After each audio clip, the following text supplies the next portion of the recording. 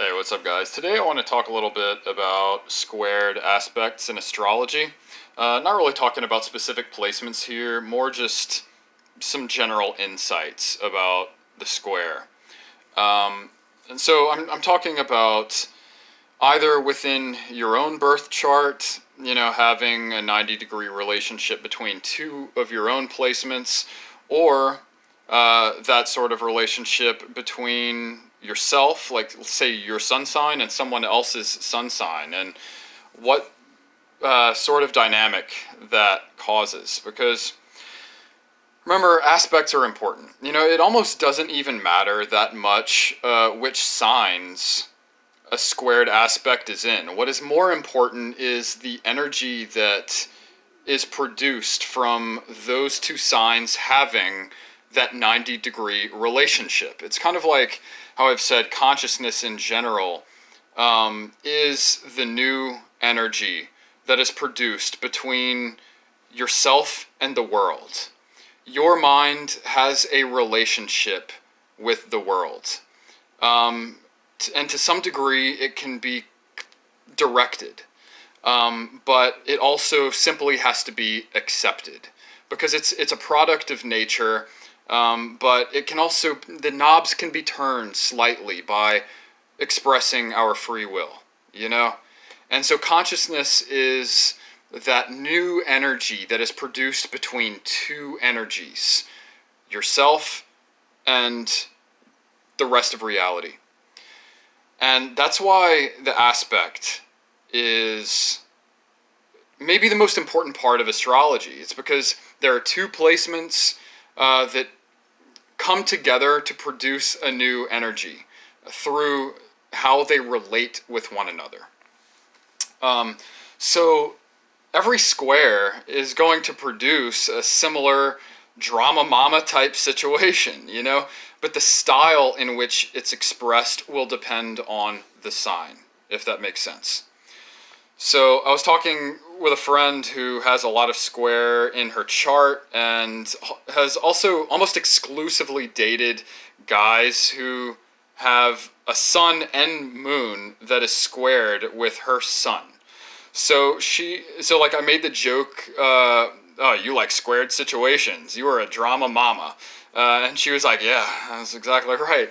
But that's what a square situation is, astrologically speaking, is a harsh 90-degree relationship between two placements, whether that's within your own birth chart or, between yourself and someone else.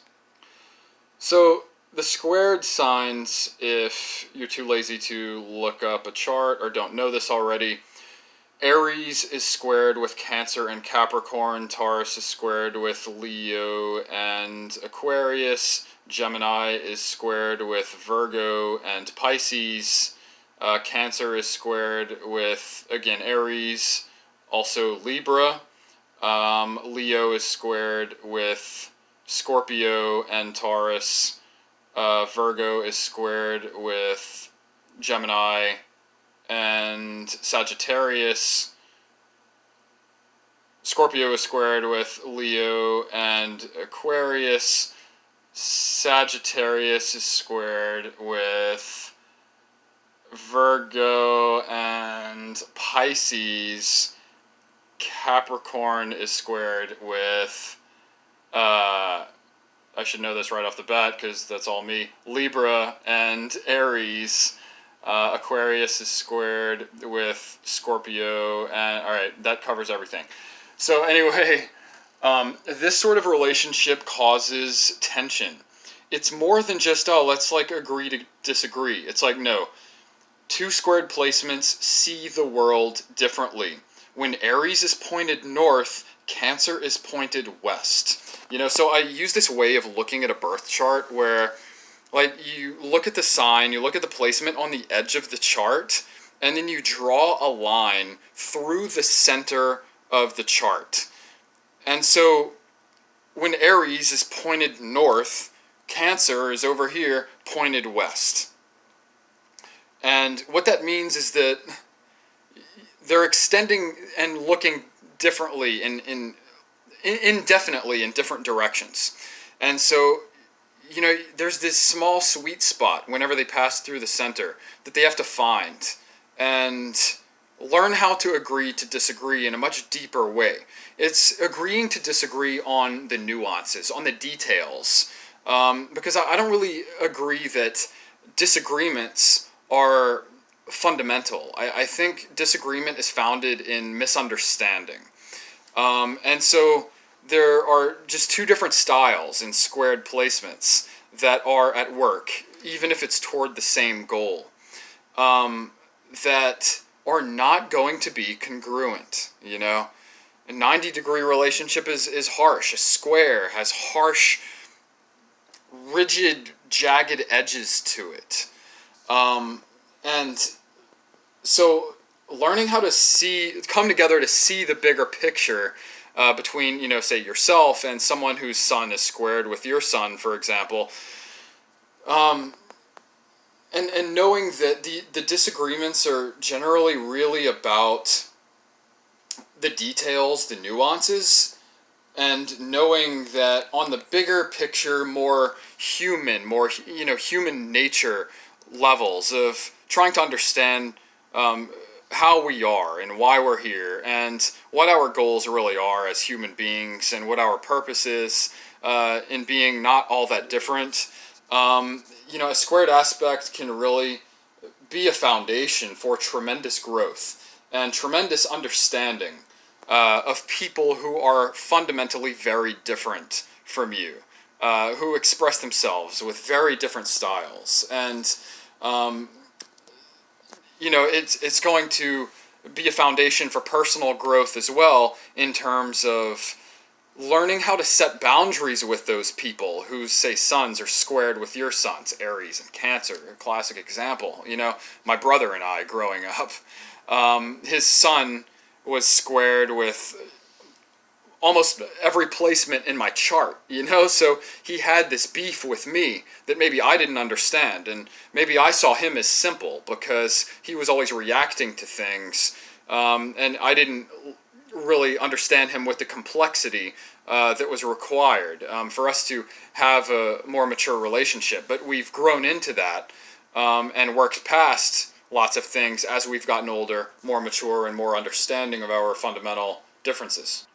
And then when we're talking about an aspect in your own birth chart, say I have a strong square aspect between my ascendant in Capricorn and my Mars in Aries. So, of course, your ascendant or rising sign is your unconsciously flowing personality that you project in unfamiliar situations before you really break the ice with people. And then your Mars is your action-taking, masculine, sexual energy, action now sort of thing. So my Capricorn ascendant and my Aries Mars are squared, and that creates harsh situations with people who don't even know me. So people will perceive my ascendant in Capricorn as being very cold, being unempathetic, being calculated and overly logical and maybe overly practical and so on and so forth, and they'll react to that in a negative way. And then my very impulsive action now sort of Aries Mars will react to their reaction and pick a fight with them. So, me understanding how that aspect can take effect in unfamiliar social situations has offered me tremendous growth within myself. And so that's how you can, identify that and, learn to catch yourself before your unconscious, negative propensities take effect in social situations. That's a birth chart square situation.